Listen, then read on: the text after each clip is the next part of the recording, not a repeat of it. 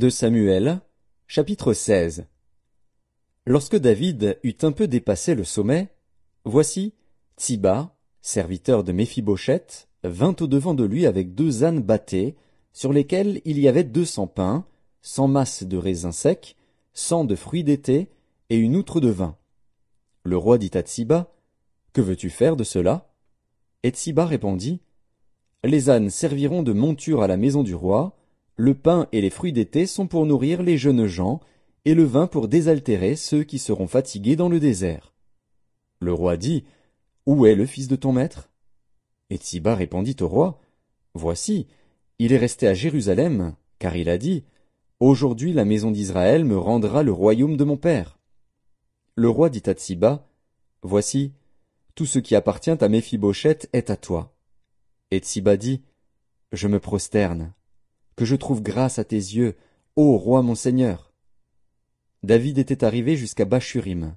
Et voici, il sortit de là un homme de la famille et de la maison de Saül, nommé Shimei, fils de Guéra.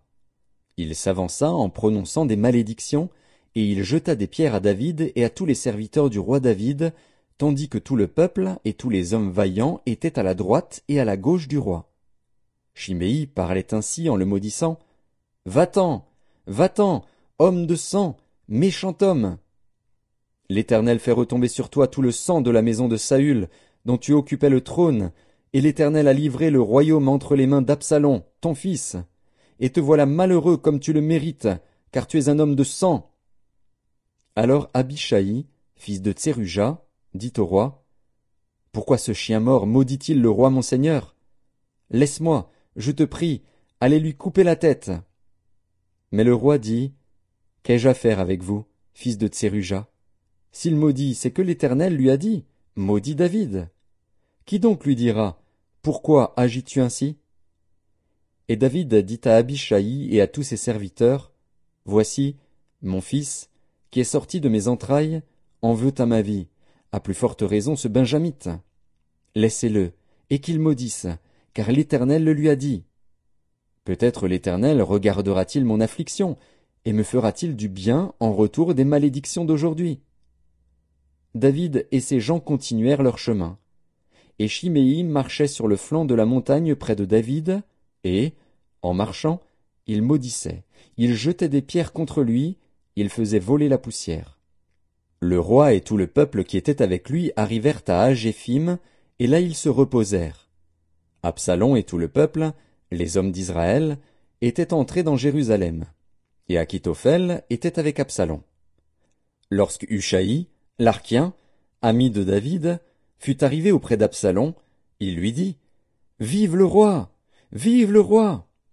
Et Absalom dit à Hushai, « Voilà donc l'attachement que tu as pour ton ami. Pourquoi n'es-tu pas allé avec ton ami ?» Hushai répondit à Absalom, « C'est que je veux être à celui qu'ont choisi l'Éternel et tout ce peuple et tous les hommes d'Israël, et c'est avec lui que je veux rester. D'ailleurs, qui servirai-je? Ne sera-ce pas son fils? Comme j'ai servi ton père, ainsi je te servirai. » Absalom dit à Achitophel, « Consultez ensemble, qu'avons-nous à faire ?»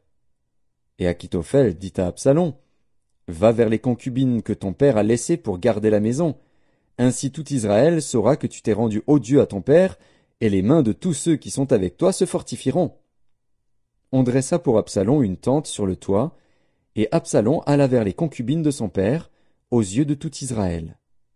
Les conseils donnés en ce temps-là par Achitophel avaient autant d'autorité que si l'on eût consulté Dieu lui-même. Il en était ainsi de tous les conseils d'Achitophel, soit pour David, soit pour Absalom.